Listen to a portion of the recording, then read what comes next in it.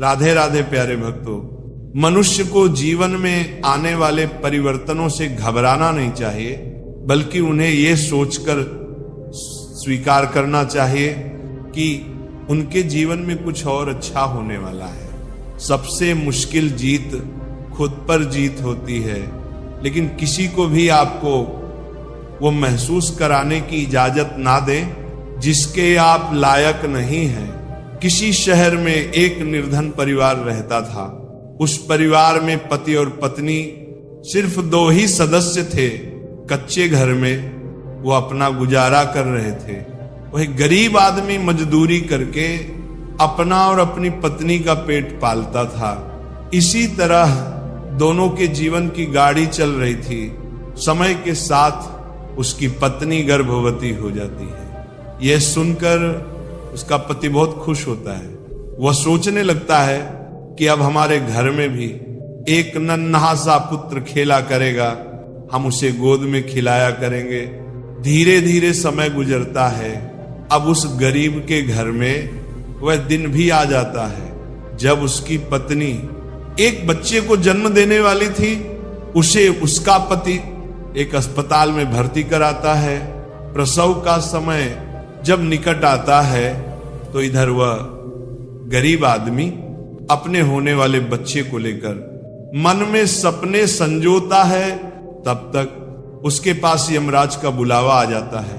उसकी एक दुर्घटना में मृत्यु हो जाती है। शहर के कुछ लोग इधर उस आदमी का अंतिम संस्कार करते हैं, तो दूसरी तरफ उसकी स्त्री अस्पताल में अपने बच्चे को जन्म दे रही होती है। जब उस बेचारी को यह खबर मिलती है कि उसके पति की मृत्यु हो गई है, तो उसका कलेजा फट जाता है। उस बेचारी का दुनिया में सिर्फ उसका पति ही तो था, अब वह भी उसे छोड़कर चला गया था। अब तो वह सिसक सिसक कर रो पड़ती है कि हे भगवान, ये तूने मेरे ऊपर दुखों का कैसा पहाड़ गिरा दिया। मेरा जो सहारा था उसे ही मुझसे छीन लिया। कम से कम इस बच्चे का तो ख्याल किया होता, जिसका अभी जन्म भी नहीं हुआ है। पैदा होने से पहले ही तुमने उसके सिर से पिता का साया हटा दिया। अब कौन इस बच्चे का पालन पोषण करेगा? वह दुखियारी अस्पताल में ही अपने पति को याद करके बुरी तरह से रो रही थी। उसे समझ में नहीं आ रहा था कि संतान के आने की खुशी मनाऊं या पति के जाने का दुख। शहर के कुछ लोगों ने उसे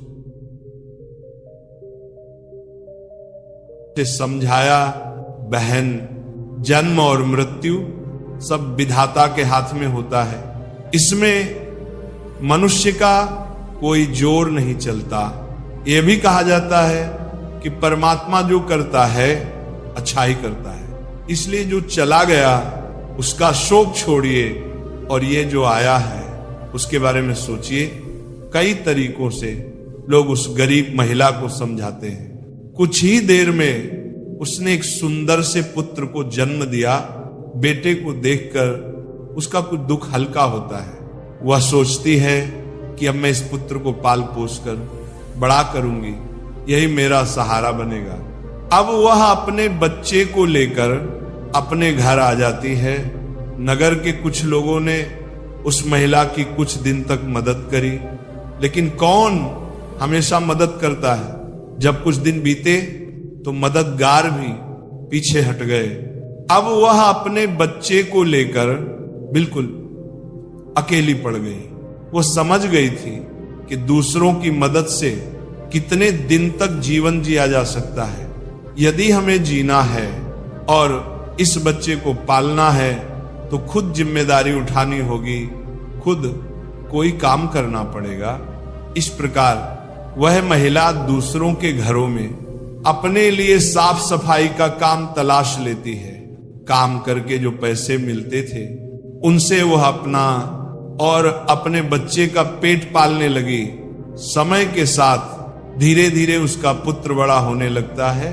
जब वह बालक 4 वर्ष का हो जाता है तो उसकी मां उसे पढ़ाने के लिए नगर के सरकारी विद्यालय में उसका दाखिला करा देती। उसने सोचा कि मैं अपने बच्चे को पढ़ा लिखा कर इस काबिल बना दूंगी कि उसे कभी किसी के आगे हाथ ना फैलाना पड़े। दोस्त, मेहनती मनुष्य के लिए कोई लक्ष्य दूर नहीं होता। पढ़े लिखे विद्वान के लिए कोई जगह विदेश नहीं होती और मीठा बोलने वाले के लिए कोई पराया नहीं होता। अब इस प्रकार वह महिला मेहनत मजदूरी करके अपने बच्चे को पढ़ाने लगती है। बच्चा भी ठीक से समझता था कि उसके घर में केवल माँ ही है, परिवार का खर्च चलाने वाला। उसका पिता उसके जन्म से पहले ही चला गया है, इसीलिए वह पढ़ाई भी खूब मन लगाकर करता था। धीरे धीरे बच्चे की उम्र 11 वर्ष की हो जाती है। एक दिन की बात है, वह स्त्री बहुत बीमार पड़ जाती है। उसने सोचा कोई छोटी मोटी बीमारी होगी, इसलिए उसने उस पर ज्यादा ध्यान नहीं दिया। लेकिन उसकी हालत दिन पर दिन खराब होती चली गई। बीमार होने की वजह से वह काम पर भी नहीं जा पाती थी। घर में इतने पैसे भी नहीं थे कि वह कहीं अपना ठीक से इलाज करा लेती। मां को अत्यंत बीमार देखकर बेटे को बहुत चिंता होती है। वह बालक कहता है, मां तुम चिंता मत करो, मैं तुम्हारे लिए अभी डॉक्टर के पास से दवाई लेकर आता हूं, तुम उसे खा लेना, फिर तुम जल्दी ही ठीक हो जाओगी। अपने बेटे की बात सुनकर मां की आंखें भर आती हैं। वह कहने लगी, बेटा अब तुम्हें कहीं जाने की जरूरत नहीं है, मेरा भी अब समय आ गया है।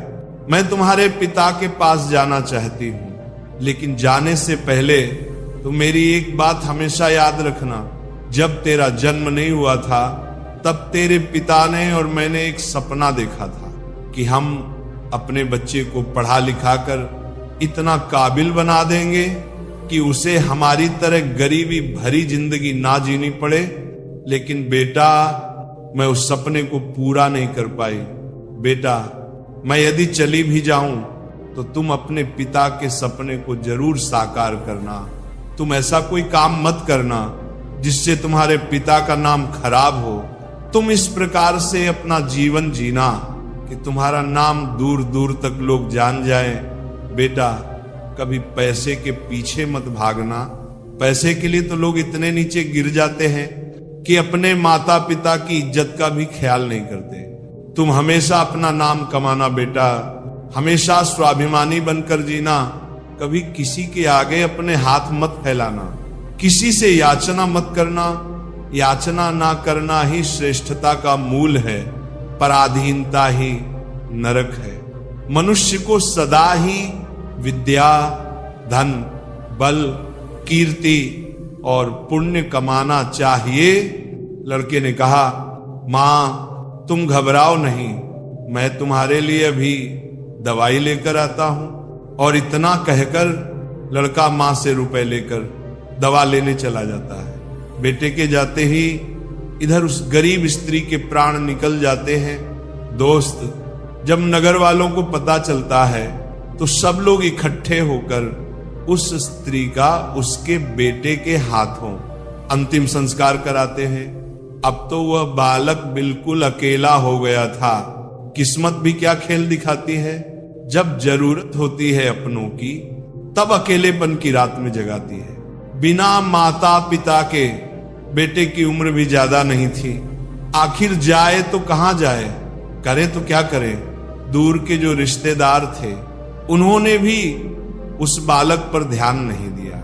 आखिर वह गरीब जो था, लेकिन वो बच्चा अकेले ही अपने जीवन की राह पर चल देता है। उसने कभी हार नहीं मानी। जो पैसे मां छोड़ गई थी, कुछ दिन तक उन पैसों से अपना गुजारा चलाता रहा।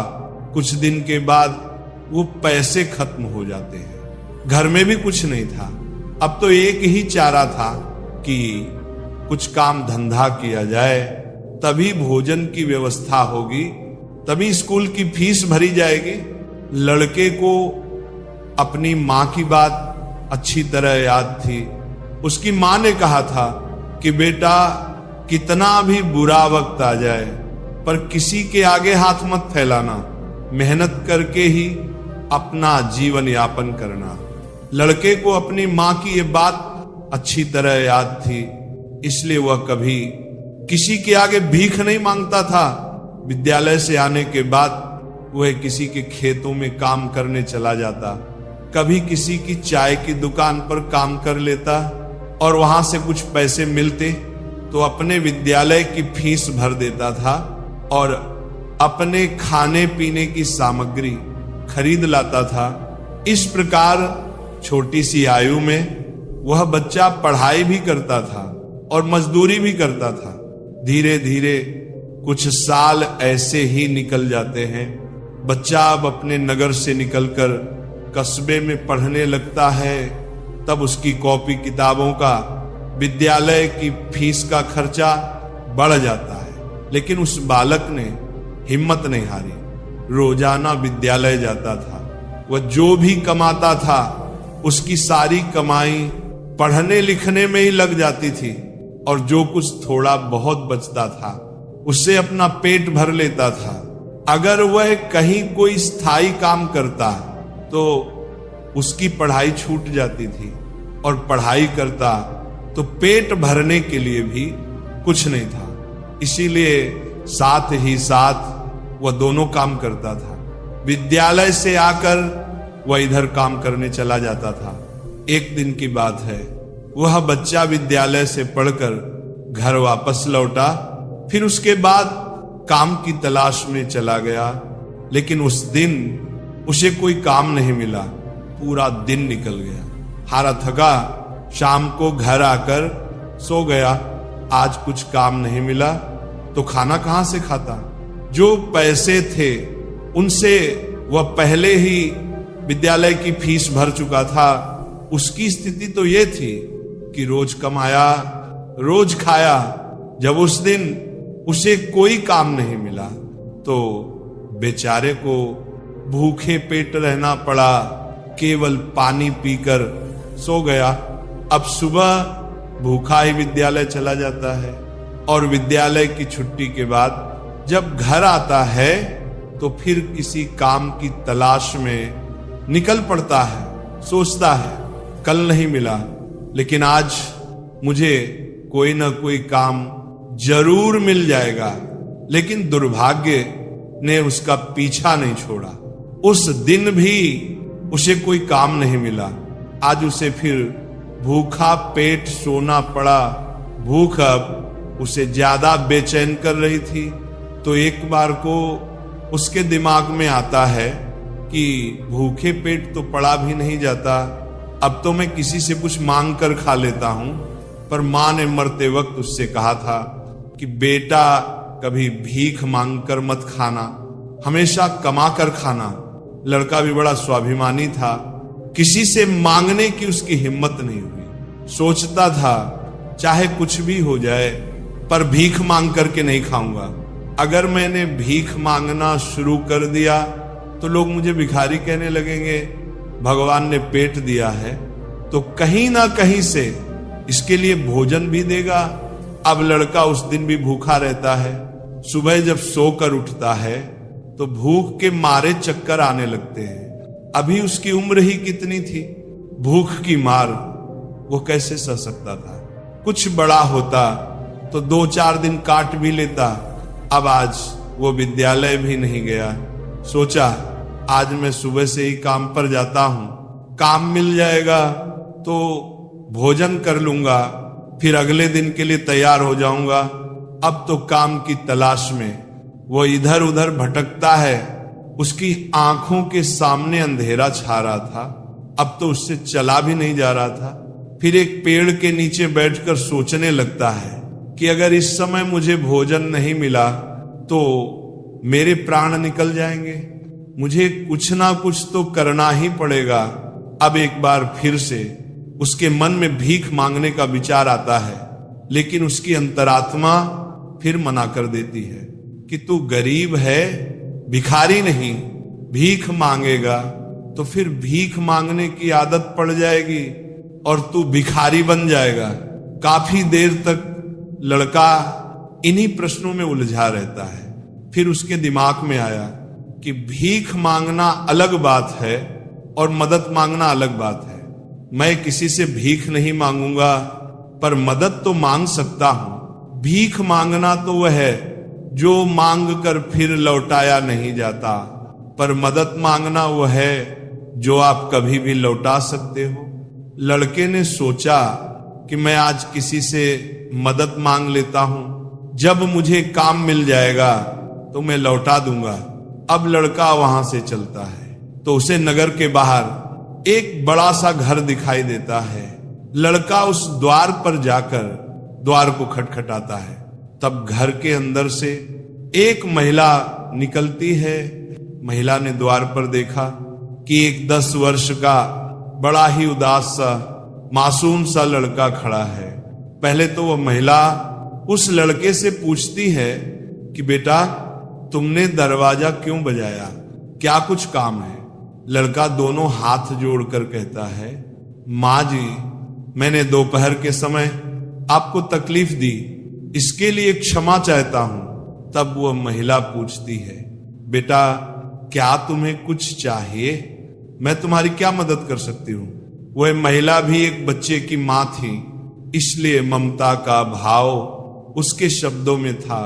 उस महिला के पूछने पर एक बार तो लड़के के मन में यह आया कि चलो इन मांझी से मैं कह ही देता हूं कि मैं 2-3 दिन से भूखा हूं और भोजन ना मिलने के कारण बहुत परेशान हूं। लेकिन उसके स्वाभिमान ने उसे रोक लिया और वह भोजन की जगह पानी मांग बैठा। कहने लगा, मांझी, मुझे बहुत जोर की प्यास लगी थी, इसीलिए दरवाजा खटखटाया था। क्या एक गिलास पानी मिल सकता है? लेकिन वह महिला बहुत समझदार थी। उसने जब लड़के को देखा तो वह समझ गई कि बालक बहुत भूखा है। वो कहती है, बेटा, तुम थोड़ी देर रुको, मैं तुम्हारे लिए पानी लेकर आती हूं।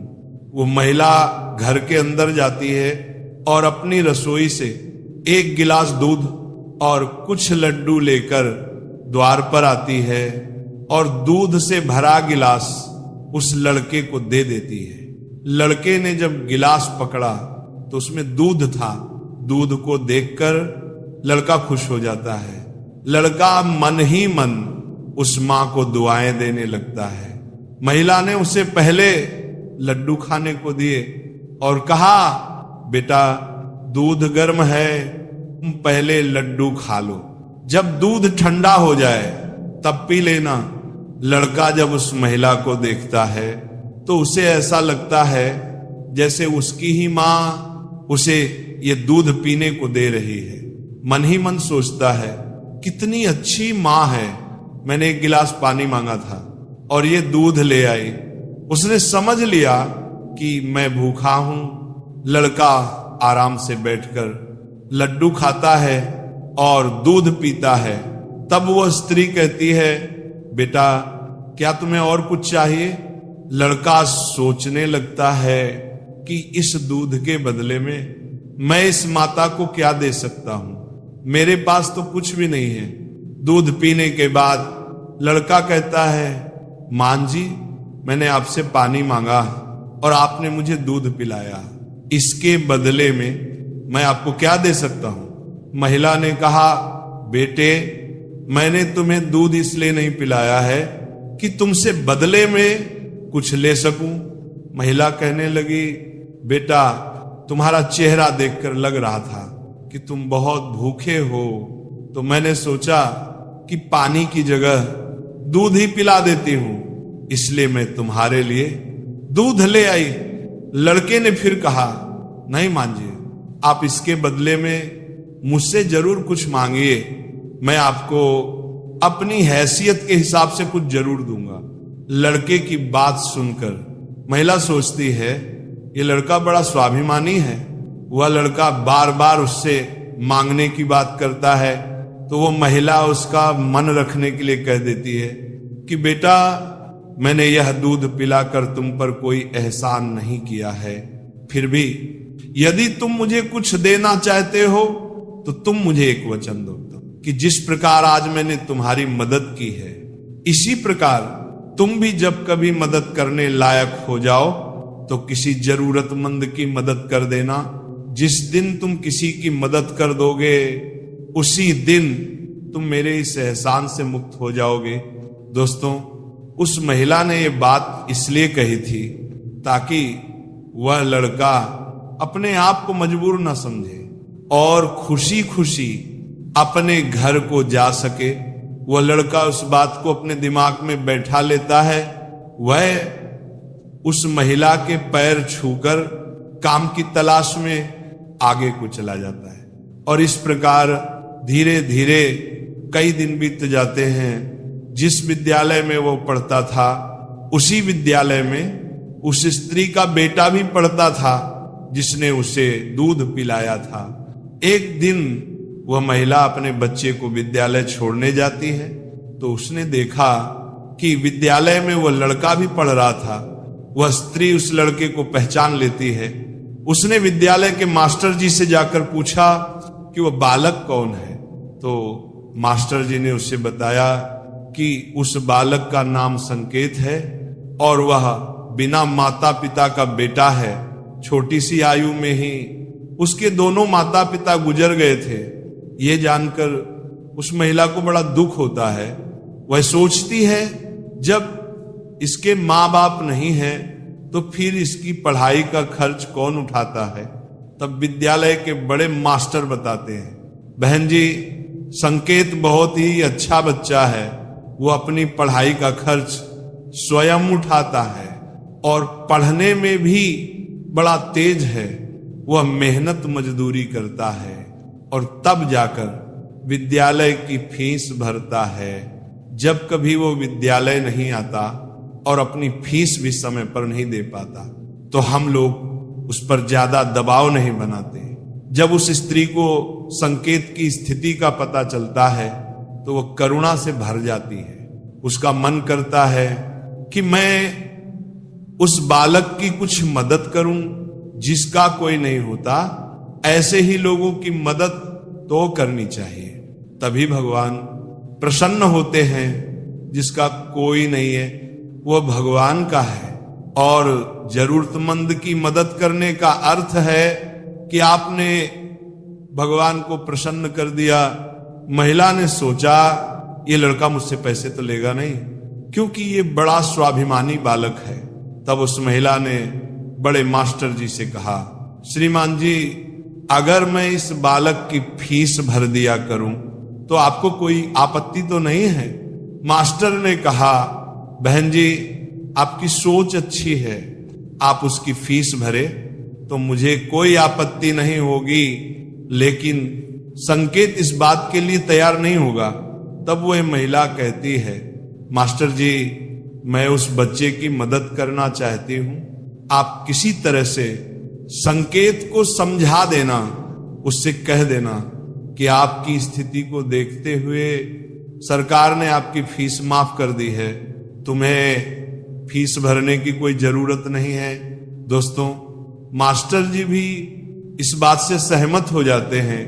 वह महिला संकेत की पूरे वर्ष की फीस भर के अपने घर चली जाती है। इस तरह वह हर वर्ष उसके पूरे साल की फीस जमा कर दिया करती थी ताकि संकेत सिर्फ मन लगाकर पढ़ सके। अब तो संकेत पूरा मन लगाकर पढ़ता था और अपने खाने पीने के लिए किसी दुकान पर काम कर लेता था। दोस्तों, डूबते को तिनके का सहारा ही बहुत होता है। उस महिला के थोड़े से प्रयास से संकेत की अच्छी खासी मदद हो गई। वह अब खूब मन लगाकर पढ़ता था। इसी तरह कुछ वर्ष और बीत गए। अब आगे की पढ़ाई करने के लिए संकेत को शहर में जाना पड़ा। उसने सोचा, शहर में रहकर मैं कोई छोटी मोटी नौकरी कर लूंगा और अपनी पढ़ाई भी करता रहूंगा। इस बात का पता उस महिला को तब चलता है जब वह उसकी फीस भरने के लिए विद्यालय में जाती है। वह महिला जब संकेत की फीस जमा करती है तो मास्टर जी बताते हैं, बहन जी संकेत तो आगे की पढ़ाई करने शहर चला गया है, अब तुम्हें उसकी फीस जमा करने की कोई जरूरत नहीं है। ये सुनकर वो महिला सोचने लगी, कोई बात नहीं, भगवान ने मुझे उसकी मदद करने का इतना ही समय दिया होगा। हे भगवान, उस बालक पर अपनी दया दृष्टि बनाए रखना, वह जहां भी रहे खुश रहे। इस प्रकार वह स्त्री अपने घर लौट आई और अपने घर गृहस्थी की दुनिया में व्यस्त हो गई। दोस्तों, उधर संकेत शहर में जाकर अपनी पढ़ाई करने लगा। खर्चा चलाने के लिए उसने एक नौकरी तलाश कर ली। इस प्रकार 25 वर्ष बीत जाते हैं, ना तो संकेत कभी उस महिला से मिल पाता है और ना ही वह महिला कभी संकेत से मिलती है। उस महिला का बेटा भी अब बड़ा हो गया था, उसका बेटा एक व्यापारी बन गया था। वह स्त्री तो पहले से ही अपने घर से संपन्न थी, ऊपर से उसका बेटा व्यापार करके खूब धन कमाता था। उस माँ का बेटा भी बड़ा संस्कारी था, वह भी अपनी माँ को बहुत प्यार करता था। एक दिन उसकी माँ बहुत बीमार पड़ जाती है। शाम को जब उसका बेटा घर आता है तो वो अपनी माँ की हालत को देखकर बेचैन हो जाता है। वो अपनी माँ को अस्पताल में भर्ती कराता है। जांच में पता चलता है कि उसकी माँ को कैंसर है। वह लड़का डॉक्टर से कहता है, डॉक्टर साहब आप मेरी माँ का अच्छे से इलाज कीजिए, पैसों की बिल्कुल चिंता मत करना। तब डॉक्टर कहते हैं, भाई तुम्हारी माँ को कैंसर की बीमारी है और कैंसर का इलाज बहुत महंगा होता है, छोटे मोटे अस्पतालों में इसका इलाज भी नहीं होता है। इसके लिए तुम्हें किसी बड़े शहर में जाकर किसी बड़े अस्पताल में इलाज कराना होगा, और बड़े अस्पताल का मतलब है कि खर्चा भी बहुत अधिक होगा। बेटे ने कहा, डॉक्टर साहब मैं अपनी माँ को ठीक करने के लिए कुछ भी कर सकता हूं, आप मुझे बस कोई रास्ता बताइए, मैं अपनी माँ का इलाज कहां करा सकता हूं। तब डॉक्टर उसे बड़े शहर जाने की सलाह देते हैं। डॉक्टर बोले, बड़े शहर में कैंसर का हॉस्पिटल है, यदि वहां का इलाज तुमने पूरा करा लिया तो तुम्हारी माँ इस रोग से बच सकती है, नहीं तो तुम्हारी माँ के प्राण संकट में पड़ सकते हैं। ये सुनकर लड़का घबरा जाता है। वह डॉक्टर साहब से बड़े शहर वाले डॉक्टर साहब का नंबर और पता लेकर अपनी माँ को बड़े शहर ले जाता है। उसकी माँ तो उसे बहुत मना करती रही कि बेटा तुम मुझे कहाँ ले जाओगे, इतना पैसा कहाँ है हमारे पास, बड़े शहर में अच्छा इलाज कराने के लिए हमारे पास पर्याप्त पैसा नहीं है, यहीं से डॉक्टर साहब से दवा ले लेते हैं, धीरे धीरे मैं सही हो जाऊंगी, तुम परेशान मत हो। तब लड़का बोला, मां इस दुनिया में एक तुम ही तो हो जिसके होने से मुझे कभी अकेलापन महसूस नहीं होता, कभी मुझे किसी बात की चिंता नहीं होती, इसीलिए कुछ भी हो जाए मैं तुम्हें इस बीमारी से मरने नहीं दूंगा। धन का क्या है, खत्म हो गया तो फिर कमा लेंगे, लेकिन मां तो फिर नहीं मिल सकती। इस प्रकार लड़का अपनी मां को बड़े शहर लेकर जाता है। जिस डॉक्टर से उसकी मां का इलाज होना था, वो डॉक्टर साहब उस समय अस्पताल में नहीं थे, किसी मरीज को देखने के लिए वे विदेश गए थे। अस्पताल के कर्मचारी ने बताया कि डॉक्टर साहब कल आएंगे, तब तक आप अपनी मां को अस्पताल में भर्ती करा दीजिए। लड़के ने बिना देर किए अपनी मां को भर्ती करा दिया और डॉक्टर साहब के आने का इंतजार करने लगा। अगले दिन जब डॉक्टर साहब आते हैं तो वह लड़का अपनी मां की हालत डॉक्टर साहब को बताता है। डॉक्टर साहब ने भरोसा दिया कि जांच के आधार पर मैं कह सकता हूं कि तुम्हारी मां ठीक हो जाएगी, मगर इनका इलाज काफी लंबा चलेगा। लड़के ने कहा, डॉक्टर साहब कुछ भी हो जाए मैं अपनी मां को ठीक कराकर ही घर ले जाना चाहता हूं, चाहे इसके लिए मुझे अपना सब कुछ बेचना पड़े, कितने ही दिन मुझे यहां रुकना पड़े। इस प्रकार वहां के डॉक्टर ने उस मां का इलाज शुरू कर दिया। अगर छोटे शहर की बात होती तो खर्चा कुछ कम हो जाता, लेकिन वहां का खर्चा तो बहुत लंबा था।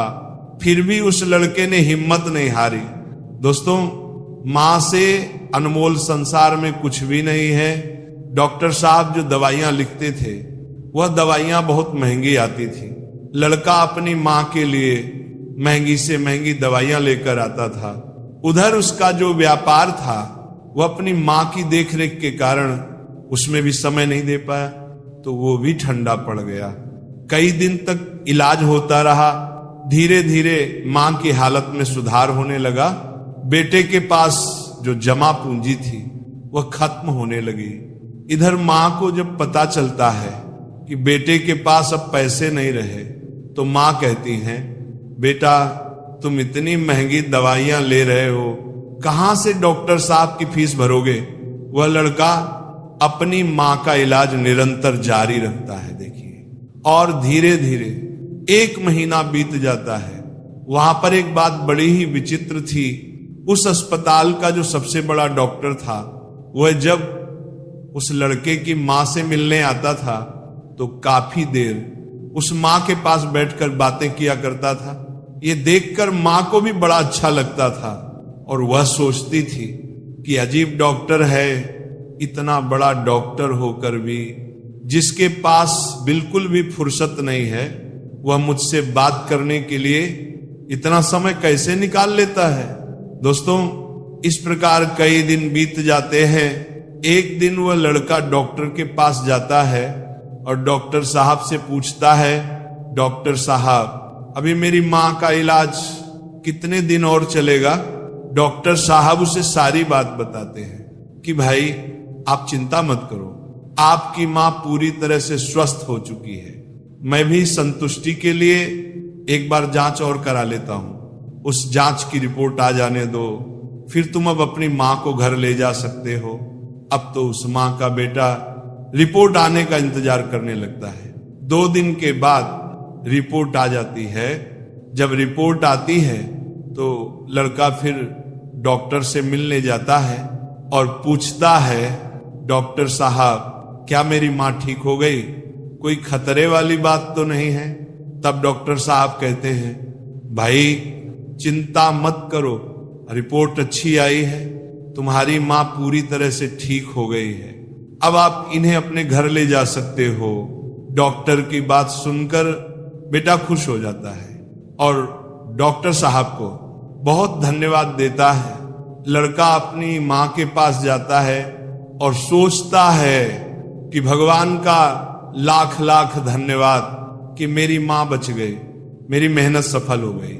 यही बात वह अपनी मां को बताने के लिए जाता है और मां से कहता है कि मां तुम पूरी तरह से ठीक हो गई हो, अब हम जल्द ही अपने घर जाने वाले हैं। ये बात सुनकर मां भी बड़ी खुश हो जाती है, लेकिन अगले ही पल वह ये सोचकर उदास हो जाती है कि मैं तो ठीक हो गई हूं, लेकिन इस अस्पताल का जो बिल होगा वह लाखों में होगा, कैसे मेरा बेटा चुका पाएगा। इतनी मोटी रकम की व्यवस्था वो कहां से करेगा। उसके पास जो जमा पूंजी थी वह तो सब इलाज में खर्च हो गई। मां को उदास देखकर बेटा समझाता है, मां तुम क्यों उदास होती हो, मैं अपना सब कुछ बेचकर आपके इलाज का बिल चुका दूंगा, घर मकान तो बाद में भी बना लूंगा, इसलिए मां तुम्हें इन बातों की चिंता करने की कोई जरूरत नहीं है। बेटा अपनी मां को बहुत समझाता है, मगर मां तो मां होती है, उसका अपने बेटे के लिए चिंता करना स्वाभाविक था। मां सोचने लगती है कि मेरा बेटा यदि सब कुछ बेच देगा तो फिर वो आगे अपना जीवन कैसे चलाएगा, इसके भविष्य का क्या होगा। वह मां रात भर यही सोचती रही, चिंता करते करते मां और बेटा दोनों की रात निकल गई। जब अगला दिन होता है और उसकी मां की छुट्टी का समय होता है तो अस्पताल का एक कर्मचारी एक लिफाफा लेकर मां बेटे के पास आता है और उस महिला के बेटे से कहता है कि डॉक्टर साहब ने आपके लिए ये बिल का लिफाफा भेजा है, आप इस बिल को ठीक से देख लो और इस बिल को चुकाकर तुम अपनी मां को अपने घर ले जाओ। बिल का लिफाफा देकर वो अस्पताल का कर्मचारी तो चला गया। अब वह लड़का उस बिल के लिफाफे को खोलते हुए सोचता है कि पता नहीं कितना बिल होगा। बेटे को चिंता में देखकर मां भी परेशान हो जाती है। मां एकदम से बेटे के हाथ से वह बिल का कागज छीन लेती है। मां उस बिल को खोलकर देखती है। उधर अस्पताल के जो सबसे बड़े डॉक्टर थे वह भी उसी समय वहीं पर पहुंच जाते हैं। इधर मां ने जब उस लिफाफे को खोलकर देखा तो उसमें एक छोटी सी पर्ची रखी हुई थी।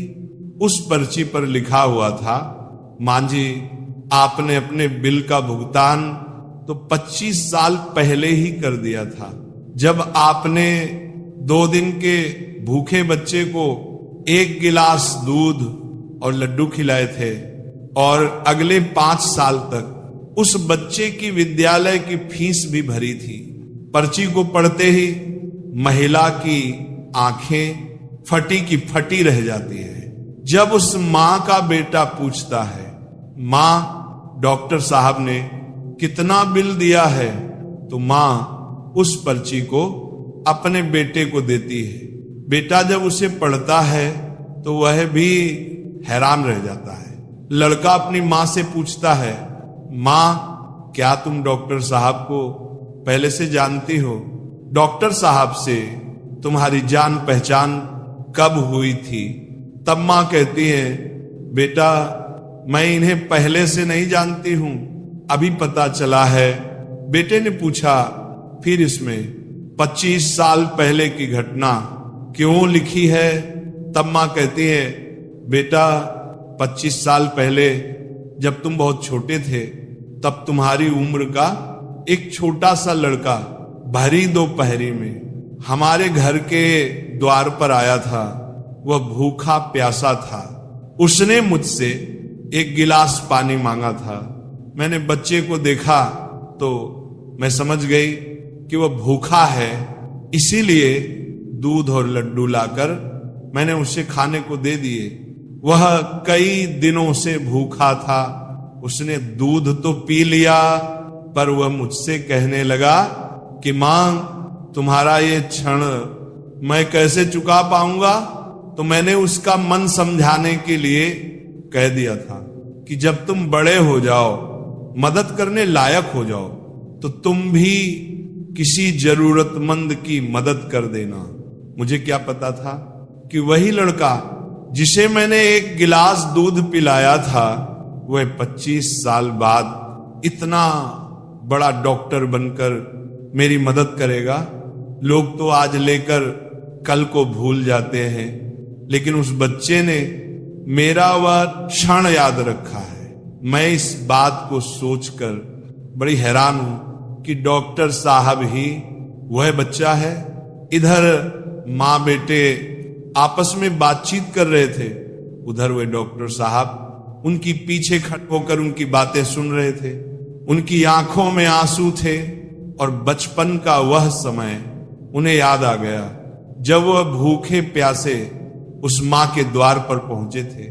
डॉक्टर साहब आगे बढ़कर उस मां को प्रणाम करते हैं और माताजी के पास बैठ जाते हैं।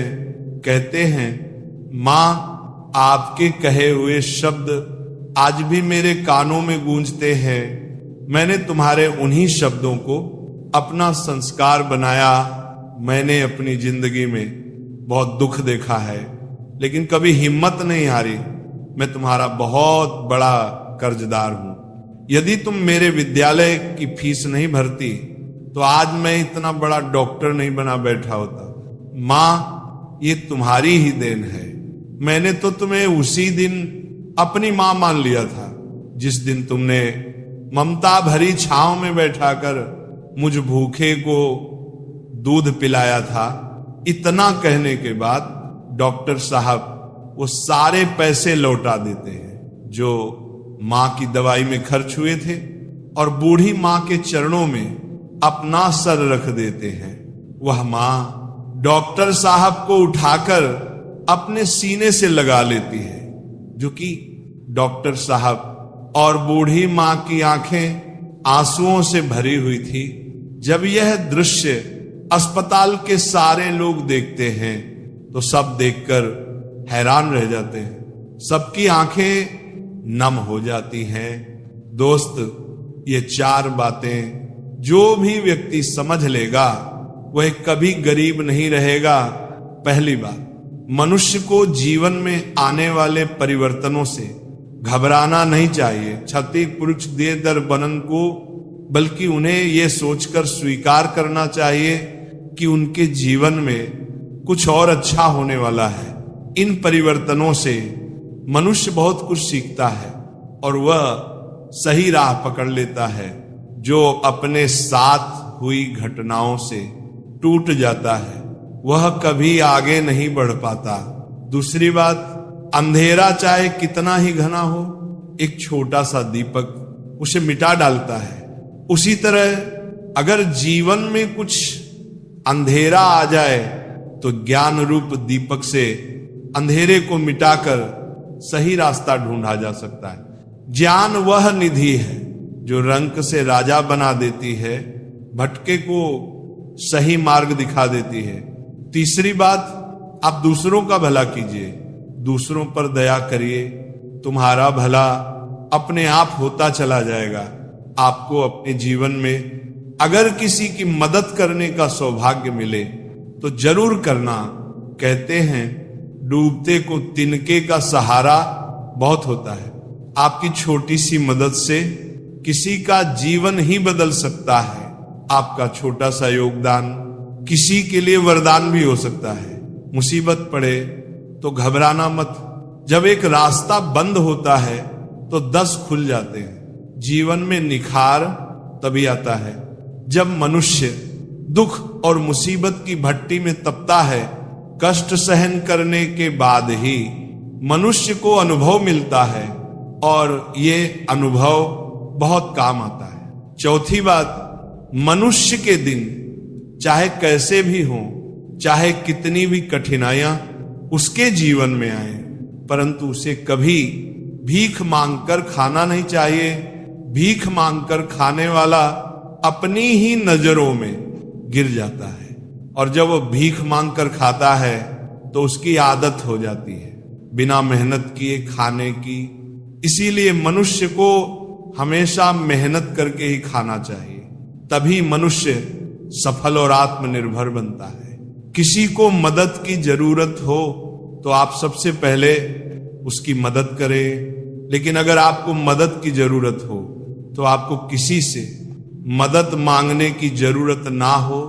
आप खुद ही अपनी मदद करने की काबिलियत रखें। आत्मसम्मान आपकी आवाज है, इसे बुलंद रखें। दूसरों पर ध्यान देने से बेहतर है खुद में रहो, खुद को समझो और आगे बढ़ो। आत्मसम्मान एक ऐसा कवच है जिसे कोई आपसे छीन नहीं सकता।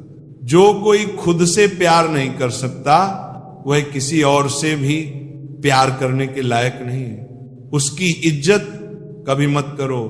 जो आपकी इज्जत की कदर ना करे उसे अहंकार मत समझना, उसे आत्मसम्मान कहते हैं। अगर आपको अपने सम्मान की कोई फिक्र नहीं तो दूसरों को दोष देना बेकार है। किसी भी चीज के लिए अपनी अहमियत को कम मत समझो, क्योंकि आत्मसम्मान से बड़ा और कुछ नहीं है। अगर आप चाहते हो दुनिया आपकी इज्जत करे तो सबसे पहले आपको अपनी इज्जत करनी होगी। जब आत्मसम्मान की बात होती है तो दोस्त को छोड़ना कोई बड़ी बात नहीं है। अगर कोई आपका अपमान करे तो उसका भी शुक्रिया अदा करें, क्योंकि वह इंसान आपको आपकी जिंदगी की सच्चाई बता रहा है। ज्यादातर लोग उन चीजों की कदर नहीं करते जो उन्हें आसानी से मिली हो, लेकिन खो देने के बाद पछताते हैं।